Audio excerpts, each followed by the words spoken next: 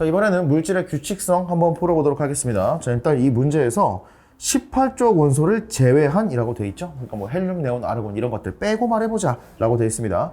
자, 그럼 이제 A라고 하는 친구가 전자 껍질이 하나예요. 그럼 전자 껍질이 하나 있는 친구는 수소와 헬륨 두 가지가 있는데 헬륨은 18쪽이니까 이걸 빼고 나면 얘가 수소구나 라는 걸 알 수 있고요. 자, 결국에 원자는 원자 번호와 전자 수가 같다라는 거기 때문에 수소 원자 번호 1번입니다.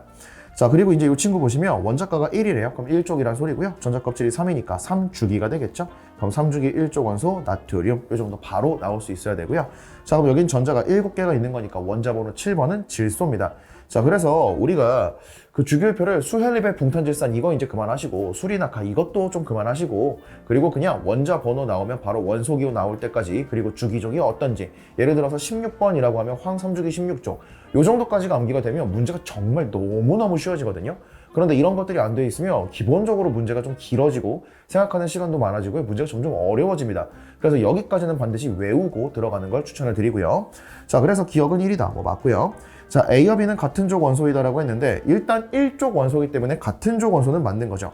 자, 그런데 만약에 내신에서 같은 족이 아니라 알칼리 금속이다 라고 나와 있으면 나트륨은 알칼리 금속이 맞는데 수소는 1족은 맞지만 알칼리는 아니라는 거 요거 반드시 기억하셔야겠습니다.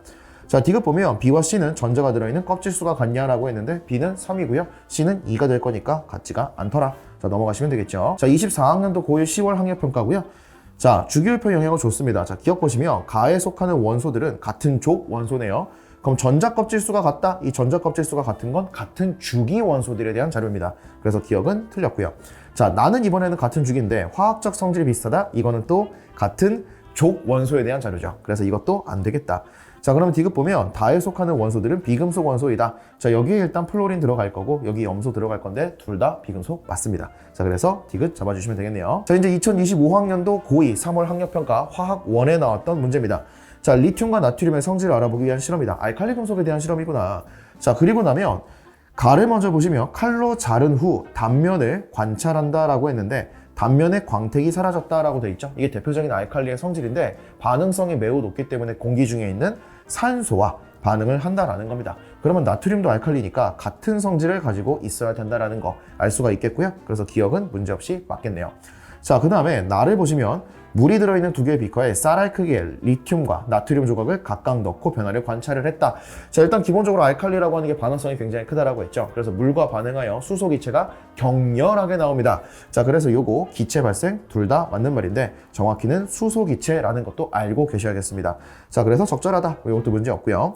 자, 그 다음에 나에서 반응 후 수용액은 모두 염기성이다. 자, 알칼리가 물과 반응하고 나면 수소 기체 발생하고요. 그 용액은 염기성 용액이 됩니다. 자, 그래서 여기에 페날프탈레인을 넣었을 때 붉은색인데 이 페날프탈레인의 색깔 정도는 알고 계시는 게 좋겠고요. 산성일 때 무색, 중성일 때 무색, 염기성일 때 빨간색입니다.